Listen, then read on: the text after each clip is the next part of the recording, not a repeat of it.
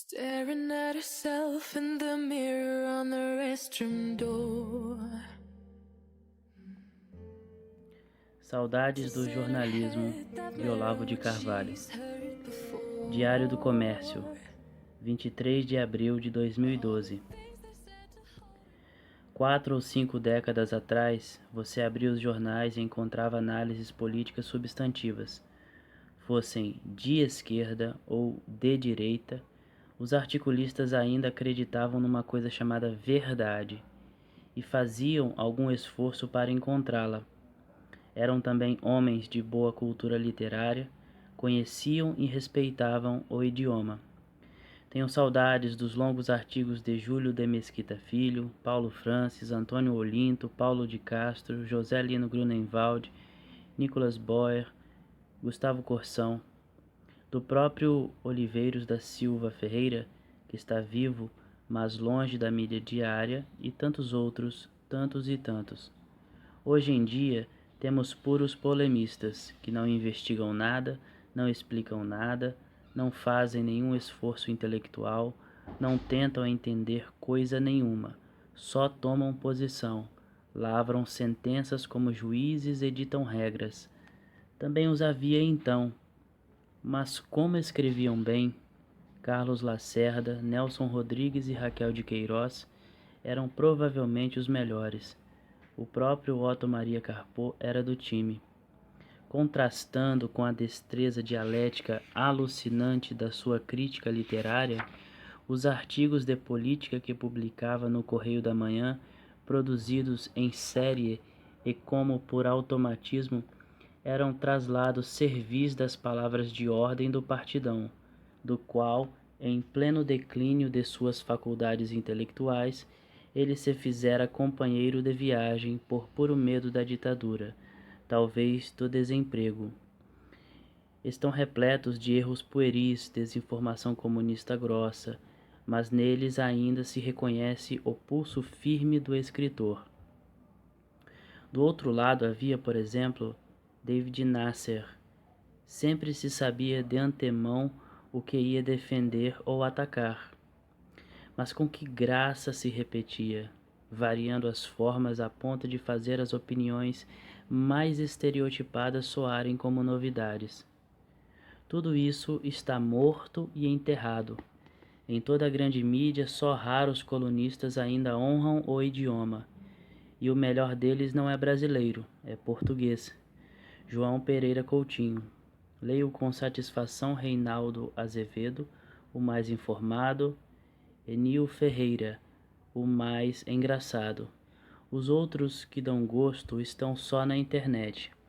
Em todos os grandes jornais ninguém escreve com a seriedade de Heitor de Paula, a elegância de Percival Pugina, a inventividade de Yuri Vieira, a precisão vernácula de José Carlos Zamboni, a erudição bem-humorada de J.O. de Meira Pena. Os outros que me perdoem, a lista dos melhores excluídos não tem mais fim. Nas faculdades estuda-se, por incrível que pareça, a decadência do jornalismo brasileiro, mas lança-se a culpa em tudo, menos nos jornalistas, como se a má pintura não fosse nunca obra de maus pintores ou a comida sempre fosse ruim a despeito dos excelentes cozinheiros. A classe tem um tremendo esprit de corps quando lhe interessa, mas nunca faz um julgamento sério de seus próprios atos, uma avaliação realista do seu impacto na sociedade. Narra sua história como se fosse autora de tudo o que é bom, vítima inerme de tudo o que é mal. Nada, absolutamente nada lhe dói na consciência. Não lhe ocorre nem mesmo a conveniência de um vago mea-culpa por ter ocultado o Foro de São Paulo ao longo de 16 anos, praticando a censura com mais eficácia, amplitude e tenacidade do que a Polícia Federal do tempo dos militares. Sua falsa autoimagem raia a sociopatia pura e simples. Nos anos da ditadura, como a liberdade de imprensa e a liberdade de ação da esquerda sofressem juntas as mesmas restrições oficiais, amplamente inoperantes na prática, jornalismo e esquerdismo se deram as mãos na luta contra o inimigo comum. Foi justo e oportuno, mas decorridas 3 décadas do fim do regime, a aliança de ocasião não quer admitir que seu tempo passou, que não há mais inimigos armados contra os quais o fingimento é a única defesa da parte mais débil. Na época, a esquerda já dominava a mídia, mas fazia-se de coitadinha, de nanica, de excluída. Oprimida nas ruas e nas praças, discriminava os direitistas nas redações, como a intelectualidade acadêmica fazia nas universidades, reproduzindo às avessas, no microcosmo da profissão, o controle repressivo que o governo exercia na escala maior em torno. Hoje ela domina o país inteiro, e o que era precaução tática compreensível se tornou um instrumento de perpetuação de poderes e prestígios imerecidos. A arma dos fracos tornou-se uma gazua nas mãos dos fortes. Nunca, ao longo de todo o período militar, a esquerda esteve tão amordaçada quanto a direita conservadora, especialmente religiosa, está hoje na grande mídia.